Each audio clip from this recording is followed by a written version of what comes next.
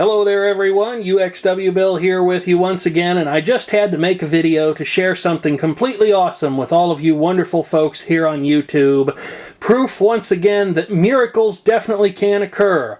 We may get two miracles for the price of one with this particular video because the camcorder that I'm using to shoot this right now claims that it's got a blistering 8 minutes of battery life left. So I'd better hurry up and get to the point toot sweet, as one of my former coworkers used to say.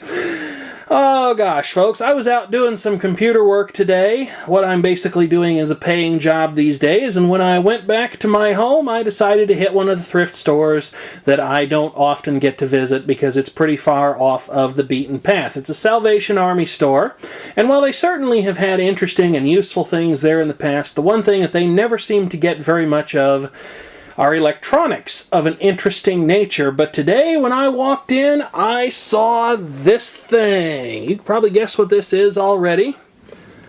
There's a tag on it that says "as is." It certainly hadn't been sitting there very long, just about 4 days by my guess. This is a Sony Handycam. Go ahead and pop open the bag here and take a look at what's inside. It looks to be complete. Here's the camcorder itself. Let's see what model this is. This is a CCD-TR82. Unfortunately, I did not get a videotape with it.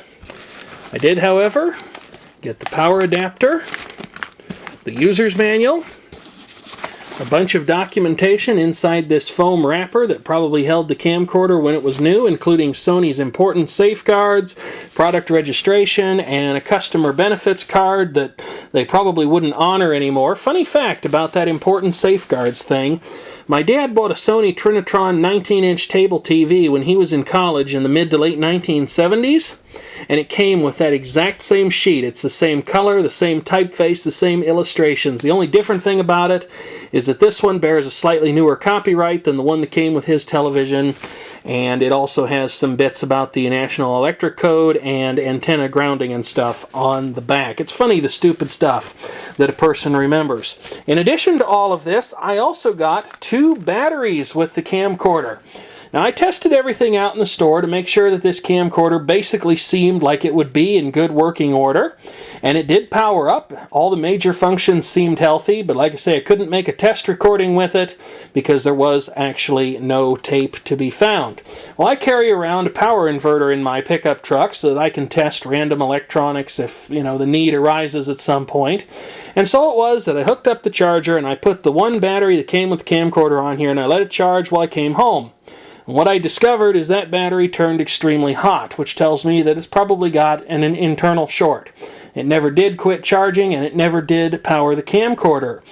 But the other battery, well folks, here's the miracle in case you've been wondering about it. Evidently the previous owner of this camcorder purchased an optional Sony battery. I would guess that this has to be at least as old as the camcorder itself. It's model number NP-68. And believe it or not, when I put this battery on here and let it charge for about 2 hours, the charger brought it up, and I swear to you, it actually works. I'll go ahead and turn the camcorder on here just so you can see. There we go.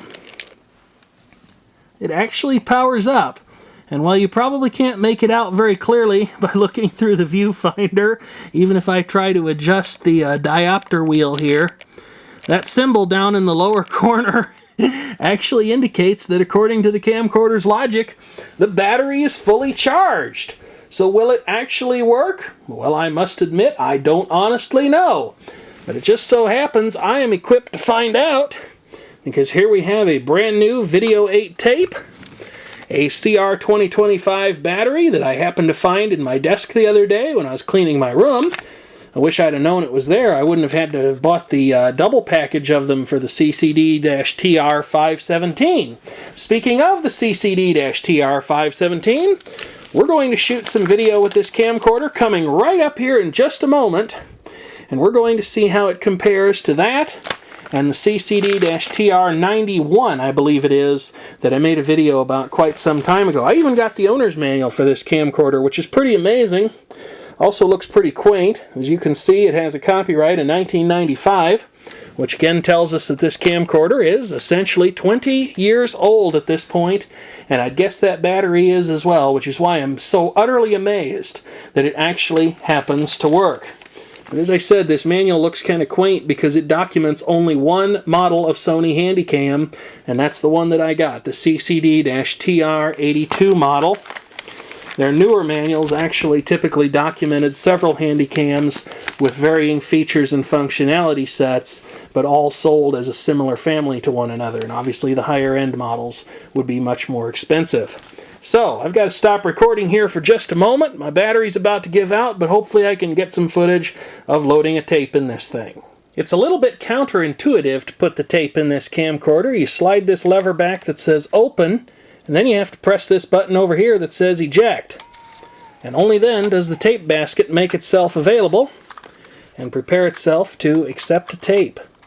So let's see what happens here, folks. Looks like it's going to work. Attached to the bottom of this camcorder was this quick attachment tripod mount. Unfortunately, I did not find a compatible tripod in the selection of other bric-a-brac in the electronics department of that particular Salvation Army store. So I guess this isn't going to be of much use to me.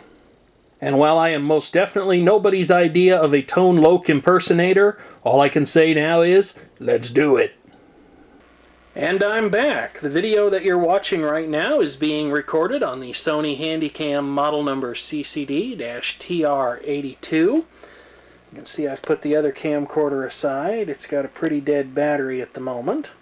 Go ahead and show you how much detail this particular camcorder can capture by looking down upon its depleted CR2025 battery, which appears to have been the Sony original. It's a wonder it didn't leak or explode or do anything else of a reprehensible nature. Let's see, I am about an inch from that battery right now. And at least as far as the viewfinder is concerned, I can read the text and the plus symbol on it quite nicely. It'll be interesting to see what it looks like after it gets through the import and compression process. There's the bag that it came with. And here's a closer look at some of those things that were in this foam-lined packaging that the camcorder probably came with when it was new, because I know some of you will probably get a real kick out of seeing these. We have the Sony note on using the AC-V15 AC power adapter. Apparently this camcorder could ship with one of two different kinds of power adapters, and I got this particular style, which looks a good bit more modern than the other one that I have. I actually have a few examples of the other model, though I couldn't tell you what it is off the top of my head. Here is one very important feature of America's most popular Video 8 equipment. It's the Sony partnership, this one belonging to Jane Doe and expiring on the December 30th of 1993, with the extended protection program inside, and a look at some Handycams from that particular time frame. That one has hi-fi stereo audio, which is a feature that this particular model does not have. Just records conventional linear audio and monophonic at that. This one is also hi-fi stereo equipped. I do have better zoom capabilities than those two, however, at 12 times. And this one I don't think makes any mention of having high fidelity audio. I certainly don't see it anywhere. So that's a look at the Handycams of the time, along with some text that if you want to read it, if it is readable, you can pause the video and do that right now if you so desire. And here are the benefits of the Sony partnership. Again, if you want to read any of this, provided that you can pause the video. I am recording with the battery that came with the camcorder now. It's held up so far.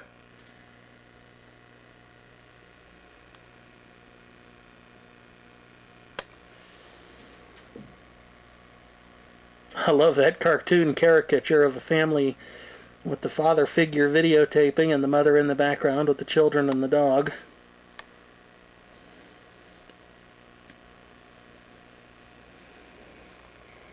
And there's the form. Not cheap. Well, cheap compared to the camcorder, but not cheap compared to other things.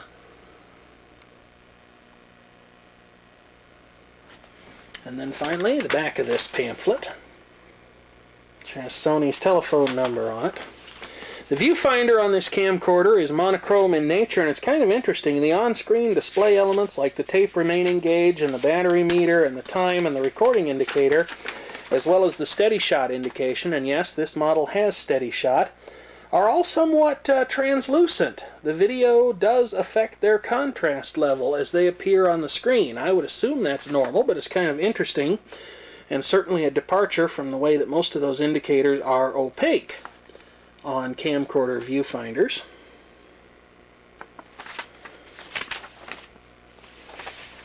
And then here's some business reply mail, one for the Sony partnership, which goes to a place in New York. Probably nobody's watching that anymore. And then the Consumer Video Department of Sony Electronics, the Owner Registration Department. Another sheet containing multilingual warnings about things to be aware of before you use your camcorder.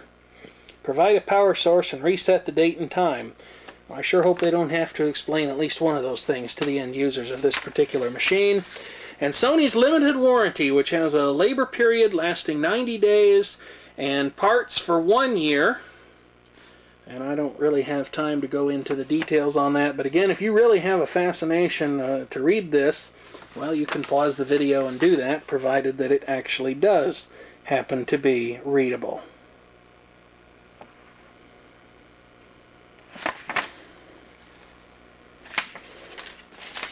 And then finally, a message about the picture being unclear because of dirty video heads. Examples of pictures impacted by dirty video heads, slight to critical contamination, and then the picture being of normal condition and quality.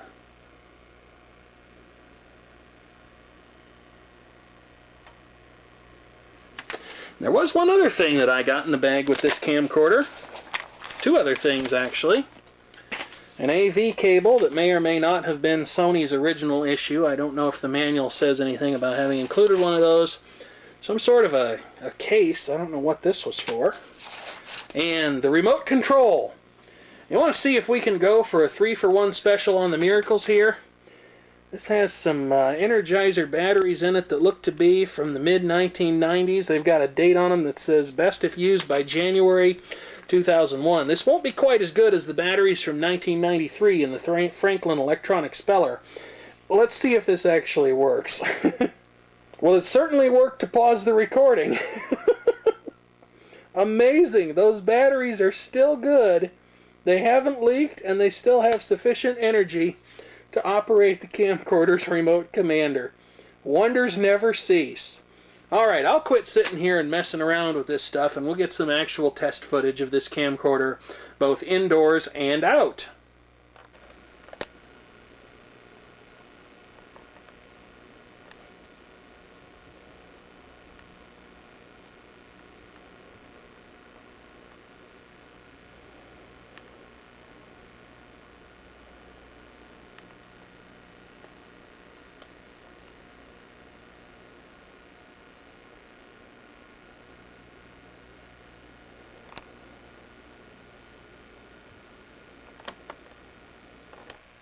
Here's a test of the optical zoom and slight low light sensitivity.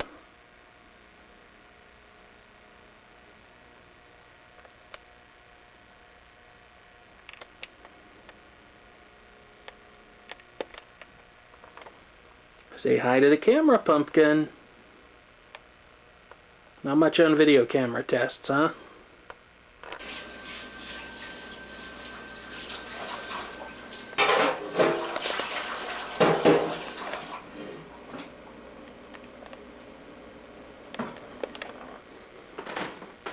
Hi there. Hello. Testing a video camera. Oh. And finding a vacuum cleaner with approximately half of my toes.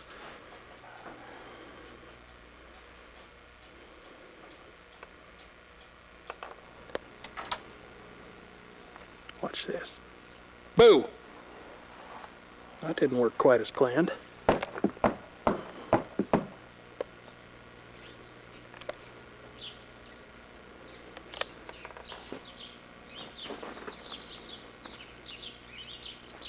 You can see we had some snow in recent times.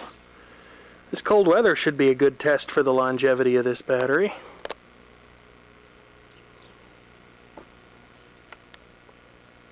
That's the maximum extent of the zoom right there. Never you mind that we need to clean that gutter. Image stabilization actually seems to work pretty well.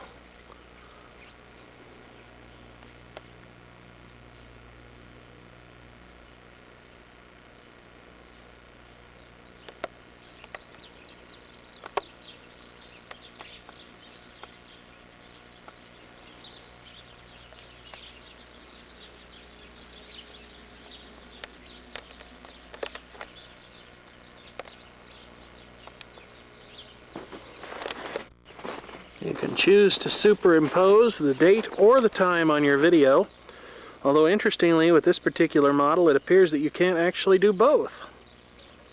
You can only have one or the other, or none. However, it does come with some stupid video transitions. Watch me fall on this snow. This is kind of that wet, heavy, slushy stuff. That's so much fun.